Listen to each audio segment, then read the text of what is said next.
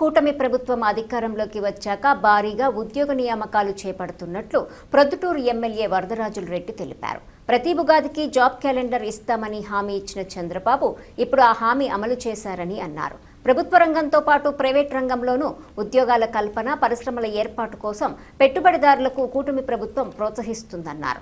గత ప్రభుత్వం జగన్మోహన్ రెడ్డి హయాంలో ఉద్యోగాల కల్పన లేదని ఎమ్మెల్యే నంద్యాల వరదరాజుల రెడ్డి ఆరోపించారు.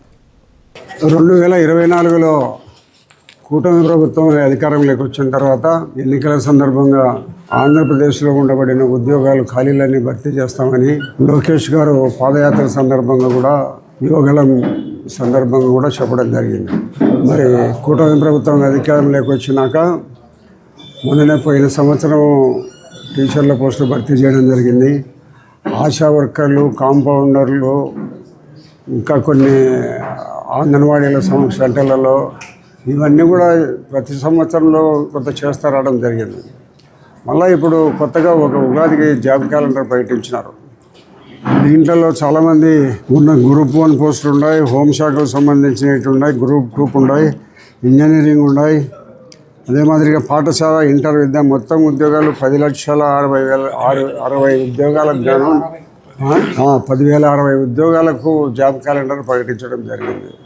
ప్రతి సంవత్సరం ఉగాది సందర్భంగా జాబ్ క్యాలెండర్ను ప్రకటిస్తూ ఆంధ్రప్రదేశ్లో ఉండబడిన అన్ని ఖాళీలను ప్రతి ఒక్కదాన్ని కూడా భర్తీ చేయడం జరుగుతుంది. ఇంత లోపల మధ్యన రిటైర్ అయ్యే ఖాళీ స్థానాలను కూడా మళ్ళీ భర్తీ చేసేదానికి ప్రభుత్వం నిర్ణయించి జాబ్ క్యాలెండర్ నిన్న విడుదల చేసింది. ఈ మాదిరిగా గతంలో డిఎస్సి పోస్టులు, ఈ ఆశా వర్కర్లు కానీ కొంతమంది కాంపౌండర్లు ఇవన్నీ కూడా చేయడం జరిగింది. కాబట్టి భవిష్యత్తులో ఇప్పుడు వచ్చే పోస్టులు దాదాపు ఉన్నత విద్యకు సంబంధించి 1,500 ఉద్యోగాలు ఉన్నాయి. గ్రూప్ 1కు సంబంధించి 91, హోంశాఖకు సంబంధించి 2,778, ఇతర శాఖలకు 928, గ్రూప్ 2 750, ఇంజనీరింగ్ 503, ఇతర శాఖలు 506, పాఠశాల, ఇంటర్ విద్యలకు సంబంధించి 10,060 ఉద్యోగాలకు జాబ్ క్యాలెండర్ ప్రకటించడం జరిగింది.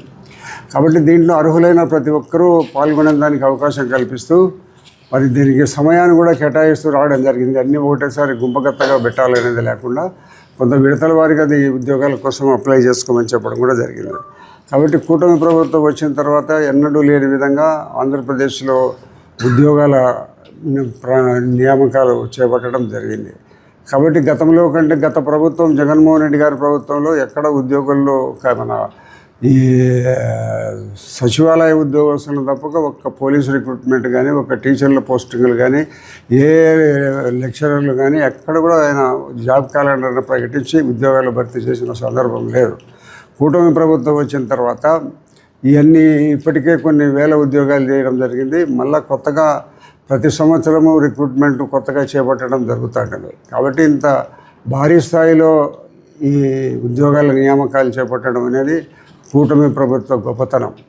ఎందుకంటే మన గౌరవ ముఖ్యమంత్రి చంద్రబాబు నాయుడు గారని, పవన్ కళ్యాణ్ కానీ, లోకేష్ గారు కానీ ప్రత్యేకమైన శ్రద్ధ తీసుకొని నిరుద్యోగులకు అవకాశాలు కల్పించాలని నిర్ణయం తీసుకోవడం జరిగింది.